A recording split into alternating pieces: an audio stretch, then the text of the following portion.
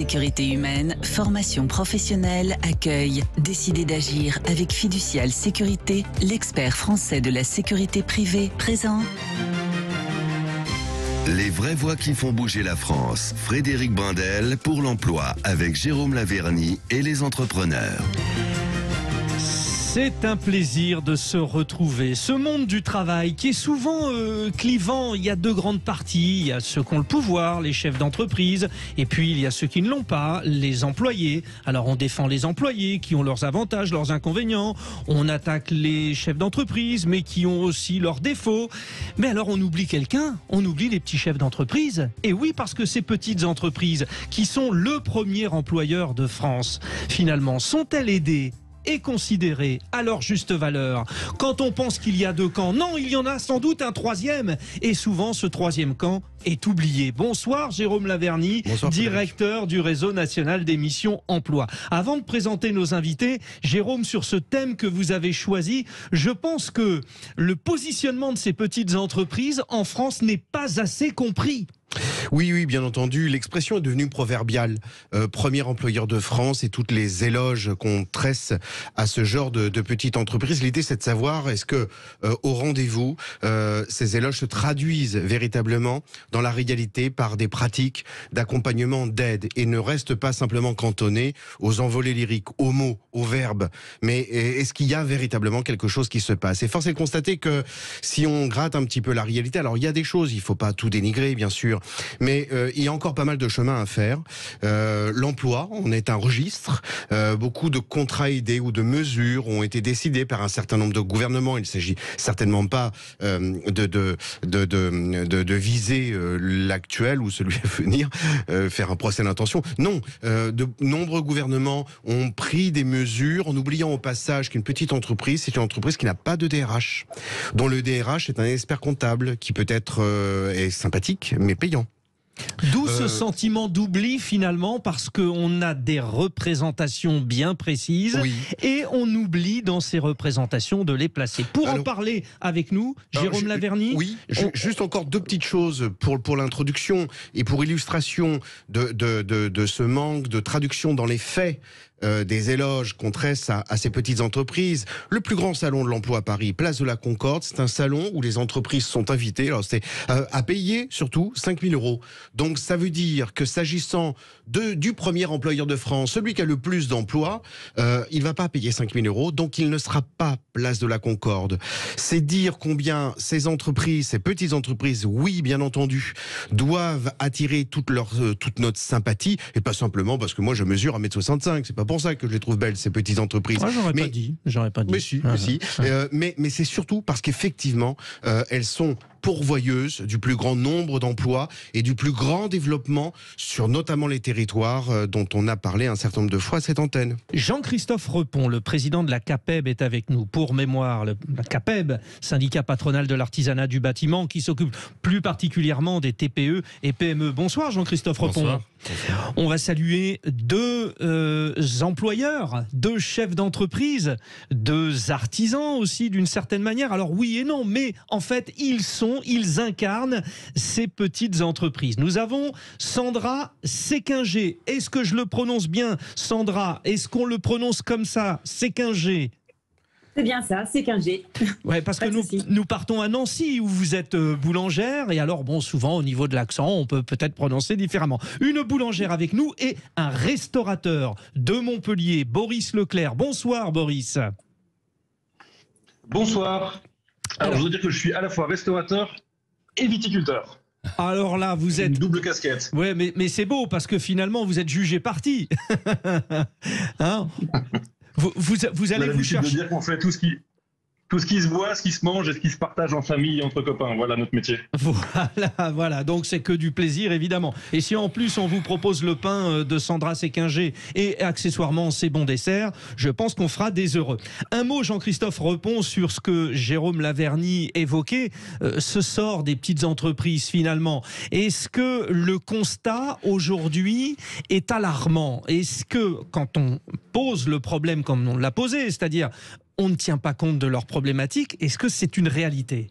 Alors, il est pas alarmant puisque on a vu que c'était possible, puisque pendant la période Covid, le gouvernement sortant a fait l'effort de faire des aides spécifiques à la TPE, aux petites entreprises, aux entreprises de proximité. Donc on a été même agréablement surpris de voir qu'on était dans le radar. Mais généralement, bien évidemment, qu'on n'est pas dans le radar. Et c'est vrai que quand on parle patronat, on voit le CAC 40, on voit le grand patronat, on a des relations de tension entre salariés et patronat, et nous sommes un autre patronat, puisque nous sommes un petit patronat, nous sommes entrepreneurs mais artisans, nous sommes ou dans la proximité ou dans la transformation, ou maîtres artisans comme moi-même, je ne sais pas s'ils sont maîtres artisans à Nancy, mais nous avons une proximité avec nos salariés. Ça veut dire que nous sommes nous-mêmes à la production de l'outil, nous sommes nous-mêmes à côté de nos salariés, nous, nos adhérents, nous avons 59 300 adhérents, et notre cœur de cible, c'est 3 salariés.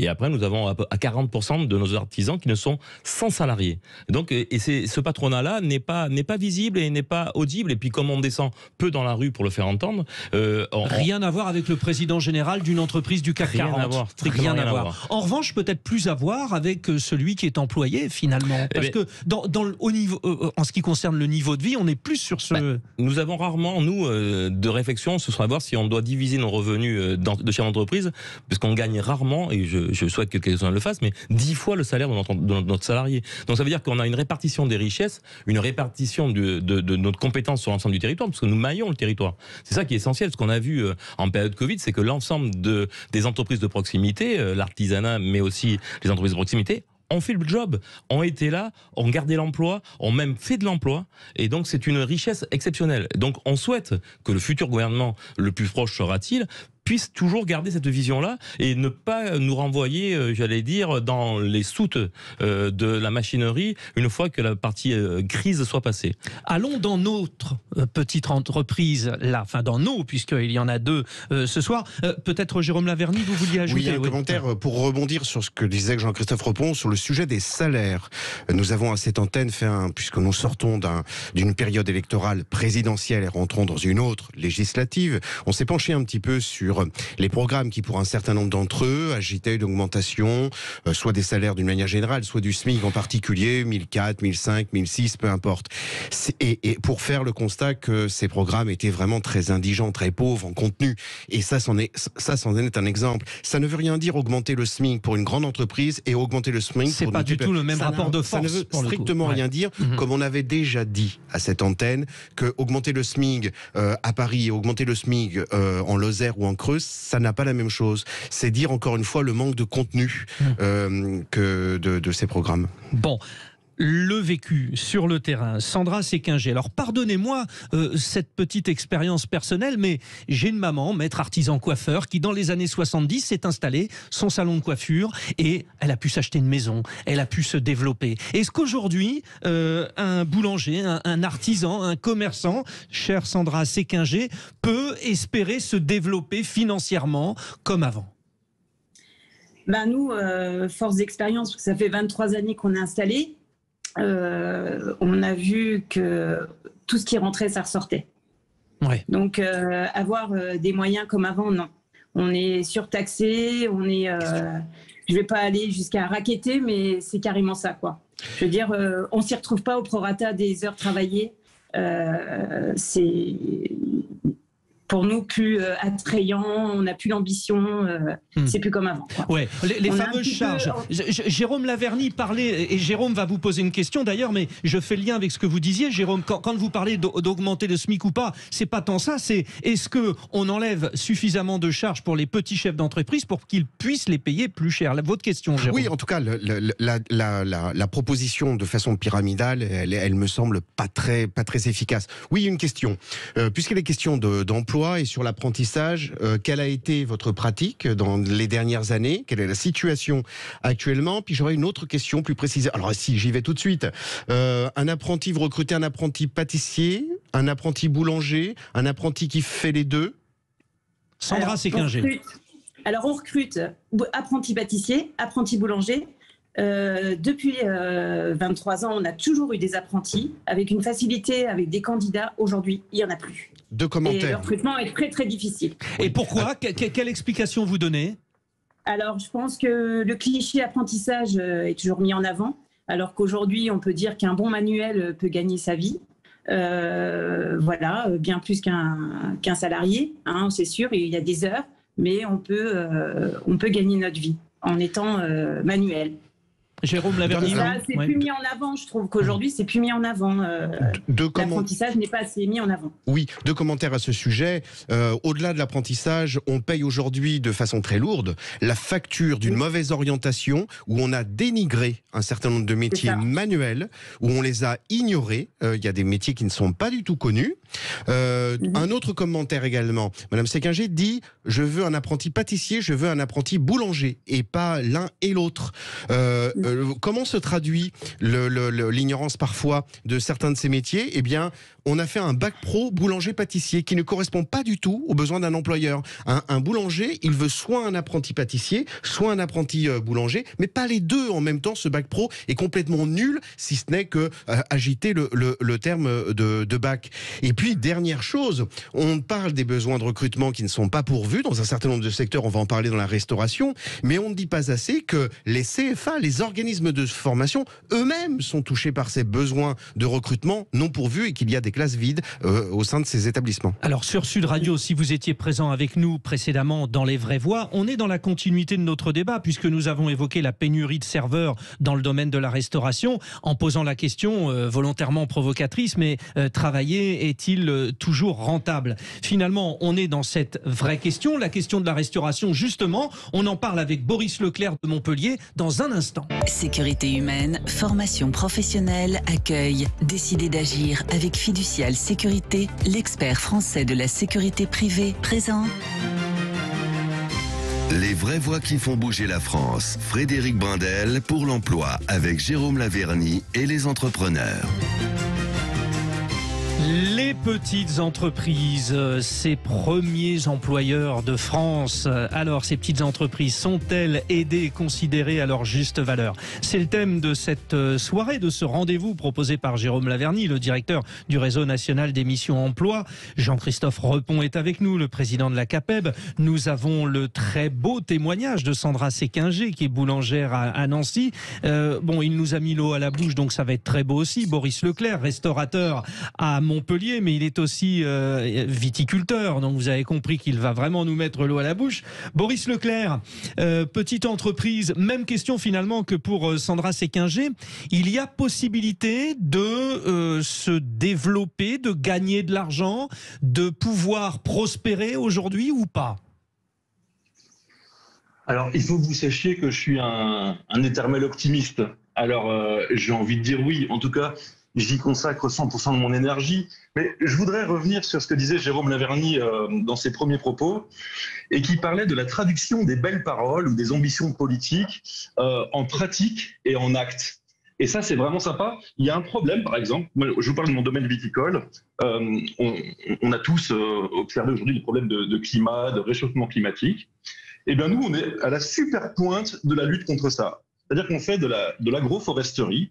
L'agroforesterie, ça consiste à planter des arbres autour des parcelles et à l'intérieur des parcelles. Et bien, tenez-vous bien, les hommes politiques incitent à le faire, mais nous, on met par exemple 17 essences différentes d'arbres fruitiers dans nos rangées. Eh bien, c'est interdit. L'Europe limite ça à 6 espèces. Trop de diversité, c'est pas bon pour le climat. Ensuite, une autre petite chose qui est rigolote, c'est que nos institutions ont décidé qu'on devait planter les arbres autour des parcelles. Et ben moi, je vous le dis, c'est davantage efficace de les planter au milieu des parcelles. Ça, c'est un exemple. Ouais, alors justement, Boris Leclerc, c'est un exemple qui va totalement dans le sens de ce que disait Jérôme Laverny tout à l'heure, à savoir, il y a une directive, qui visiblement est prise au niveau européen. Alors ça marche, bien sûr, pour le grand nombre, ça marche pour ceux qui peuvent suivre ce rythme, mais quand on est sur un cas particulier d'une petite entreprise, tout s'effondre. Restons sur la petitesse de mes 1m65, mais vous imaginez que moi je crois en la vertu des petits pas, des petites pierres qui accumulées les unes les autres. Si on a 10 000, 100 000 Boris Leclerc, c'est-à-dire que si on a à chaque fois la plantation de 15-16 arbres, de 15 en 16 arbres, mais c'est considérable. Donc c'est pas des grandes politiques tout d'un coup qu'il faut ériger et faire des sommets. Ça, cette mesure-là, cette décision-là, cette activité-là, faut la favoriser et dire tout d'un coup à l'Europe, bon là nous on va assumer cela, on a des petites entreprises qui sont enclines à le faire, mais non d'un chien de 15 en 16 arbres, de Boris Leclerc en Boris Leclerc, mais c'est trop génial. Et c'est une démarche singulière qui nécessite un traitement singulier. C'est ce que vous demandez aussi, Jean-Christophe Repond de la CAPEB. Une écoute particulière, c'est-à-dire que c'est d'évidence, on ne fera pas rêver les gouvernants en disant on va faire 1 million d'emplois, 500 000 emplois. On va être capable de faire de l'emploi, mais avec une écoute particulière. C'est pour ça que nous, on demandait dans le futur gouvernement d'avoir un ministère spécifique sur l'artisanat, l'économie de proximité. C'est vraiment la taille de l'entreprise qui nous préoccupe. Alors moi, pour ma part, dans le bâtiment, mais on voit bien que la problématique de la petite entreprise qui est pragmatique, qui veut de la réalité et des choses concrètes, ça, pour le coup, on n'est pas dans le calendrier électoral qui correspond à un gouvernement. Il faut des résultats dans l'année, avant les législatives, ou avant la présidentielle d'après, ou avant les régionales. Et du coup, l'écoute que l'on a sur les TPE n'est pas à la hauteur. Et nous demandons, nous, vraiment, une écoute toute particulière, puisqu'on signe une richesse. Et on l'a vu, là, on a des exemples. Hein. Le Covid a prouvé que toutes ces entreprises de proximité ont joué le jeu. Ils ont fait de l'embauche, ils ont fait de l'apprentissage, alors plus ou moins selon les secteurs. Nous, dans le bâtiment, on a fait plus de 10% encore d'apprentissage. On est à plus de 80 000 apprentis en territoire. Il nous faudrait, je pense, à peu près 100 000 apprentis chaque année pour pouvoir renouveler l'ensemble des entreprises, enfin, renouveler au moins les chefs d'entreprise et renouveler les compétences pour mener le combat de la transition énergétique et donc de toute la partie citoyenne. Et susciter les vocations. Les vocations, justement, Boris Leclerc, je reviens vous voir. On a parlé de votre activité viticole.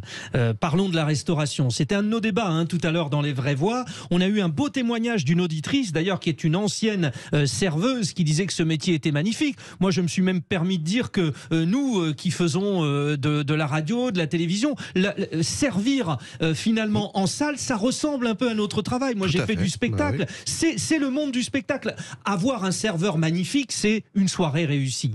Pourquoi y a-t-il un manque de serveurs aujourd'hui? Il y a beaucoup d'arguments qui ont été donnés. Le coût des déplacements pour y aller, le coût des logements, quand on va à un endroit qui n'est pas l'endroit où on habite. Vous, de votre côté, qu'est-ce que vous répondez, Boris Leclerc, restaurateur? Alors, je dis que je confirme le constat. Pour nous, donc, et ça répond un petit peu à votre question aussi d'avant, je pense que nous, on bénéficie d'une croissance qui est assez formidable. Et j'ai 14 postes entre la cuisine et les serveurs non pourvus. Oh là là. Donc, s'il y a des gens qui veulent travailler, ils sont les bienvenus. À Montpellier, très très bien. À Montpellier, Boris. Montpellier. Quel est le nom du restaurant? Quel est le nom du restaurant? Le restaurant s'appelle Rocco et sa mère, et Mademoiselle Boris et Bambino Rocco. D'accord. Oui, allez-y. Et nous, on est en train d'essayer de bâtir un genre de nouveau contrat social. Alors, ce qui n'est pas simple, c'est d'unir 3 propositions. On est en train de bâtir une proposition sur une semaine de 4 jours. Une semaine, ensuite sur une semaine de 5 jours pour les gens qui veulent travailler normalement. Et puis vous savez, on a toujours, je pense à un cuisinier qui me fait toujours sourire, mais il a connu plusieurs femmes dans sa vie, il a fait plusieurs enfants. La garde alternée. Il a beaucoup d'argent. Donc si je l'écoutais, lui, il bosserait 7 jours sur 7. Donc il faut que j'arrive à faire évoluer ensemble des gens qui travaillent 4 jours. Et des gens qui veulent travailler, qui veulent faire des heures supplémentaires. Alors évidemment, j'ai pas le droit de les faire travailler 7 jours sur 7 ou 6 jours sur 7, mais on leur propose un max d'heures supplémentaires. Ouais. Donc on est en train de rebâtir un nouveau contrat social, parce que sinon notre croissance va faiblir du manque de personnel et pas du manque de clients. Vous vous adaptez. Quand vous avez parlé, j'ai tout de suite pensé à la garde alternée, une semaine sur 2, la semaine où on n'a pas l'enfant. Enfin, bref, il y a plein de choses à faire. Jérôme Laverny, vous réagissez. 2-3 petites choses. Oui, manifestement, il y a un gros problème d'orientation en France. Et encore une fois, on paye aujourd'hui le prix élevé de cette mauvaise orientation et déficiente. C'est aussi la philosophie de l'orientation, où on a passé des années à demander à quelqu'un quel est votre projet professionnel, qu'est-ce que vous voulez faire, qu'est-ce que vous aimez. Et puis, une autre philosophie, celle qui consistait à dire à quelqu'un qu'il allait rentrer dans une espèce de silo enfermé et qu'il allait y rester toute sa vie. Non, le service en salle, ça peut être une très bonne bascule, un très bon marchepied sur des métiers du tourisme, sur les métiers du commerce, bref, et donc il y a toute une stratégie à rebâtir. Il y a manifestement un problème de salaire et d'appui de salaire qu'il faut concevoir. Il y a des stratégies qui seraient très simples à mettre en place pour soutenir ces employeurs. J'ai une question aussi pour Boris Leclerc. Est-ce que vous avez été contacté par des CFA pour précisément, si vous le faites, recruter des apprentis en service en salle?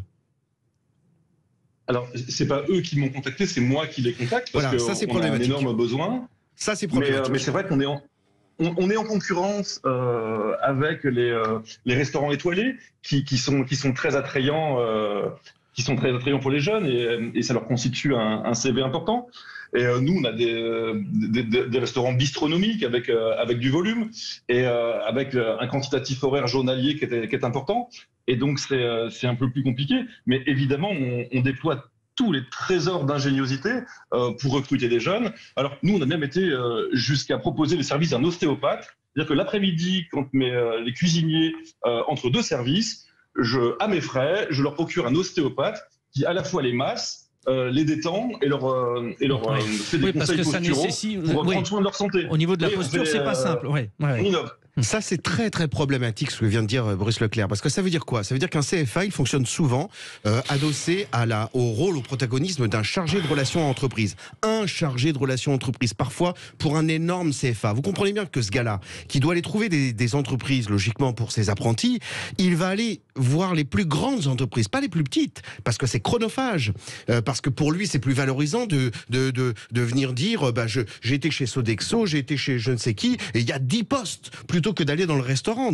C'est pas normal que Boris Leclerc ne se soit pas fait harceler par des organismes des formations, par des CFA pour présenter des candidats. Mais en revanche, il a bien été harcelé par la pub au téléphone, comme quoi c'est terrible. Sandra Séquinger, vous qui êtes boulangère, vous aussi, il y a une amplitude de horaire, de travail qui est conséquente, se lever très tôt. Vous avez pensé à aménager aussi pour attirer? Alors, à savoir qu'un apprenti, que ce soit en boulangerie et en pâtisserie, sauf dérogation, n'a pas le droit de commencer avant 6h du matin. Oui, ça c'est... Donc déjà là, il n'y a pas de souci d'horaire. C'est 6h, 13h, bon c'est 6 ou 5 jours par semaine, donc le travail n'est plus comme avant. C'est cliché de dire que les horaires sont difficiles, le travail est difficile. Non, aujourd'hui, il y a beaucoup de choses qui ont été améliorées. On façonne très peu à la main. Mon mari le fait encore, mais l'apprenti ne le fait pas. On lui montre, on lui apprend, mais il ne le fait pas. Mais ça a beaucoup évolué. Mais un apprenti ne commence qu'à 6h du matin. Même un apprenti boulanger. C'est bien dommage, bien déplorable. Mais les horaires ne sont plus comme avant. 6h, 13h, 35 heures semaine. Voilà, ils arrivent à avoir un dimanche par mois. Ça a beaucoup changé. On fait beaucoup pour un apprenti. On fait beaucoup pour les salariés. Il faut le savoir. Ça a évolué, que ce soit dans la vente, que ce soit dans la pâtisserie, dans la boulangerie. Que ces témoignages sont intéressants et importants. Une petite conclusion sur 20-30 secondes, Jean-Christophe Repon, sur ce qu'on vient d'entendre. Je pense que l'entreprise artisanale, l'entreprise de proximité que nous représentons, elle est capable de s'inventer. C'est-à-dire que on a vu que pour notre ami restaurateur, il va faire des équipes pour pouvoir mixer l'ensemble de la demande qu'il a. Il va mixer les équipes pour pouvoir proposer de la carte à ses salariés aussi, ceux qui veulent travailler 4 jours, 5 jours, etc. Donc ça veut dire que le secteur de l'artisanat de la proximité est capable de s'inventer. Il demande plus d'attention puisqu'il est multiple et donc il est nombreux. Mais sauf qu'il est capable de s'inventer, donc il faut une attention particulière. Il faut faire un peu confiance à l'avenir qui est dans ces entreprises. Merci Jérôme Laverny, c'était vraiment passionnant. En 10 secondes, Jérôme. On parle beaucoup de sens du travail. Eh bien, les artisans, les petites entreprises l'incarnent dans ce que moi j'appelle la création. Et voilà des gens qui, au-delà des difficultés, sont manifestement quand même très heureux de ce qu'ils font.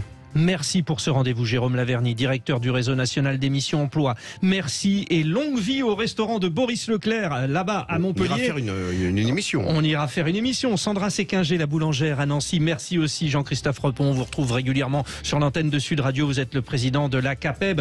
On retrouve tout de suite sur Sud Radio Yvan Cugius, Cargo de nuit, Axel Bauer. Oui, il est là avec Yvan Cugius, le Love Music.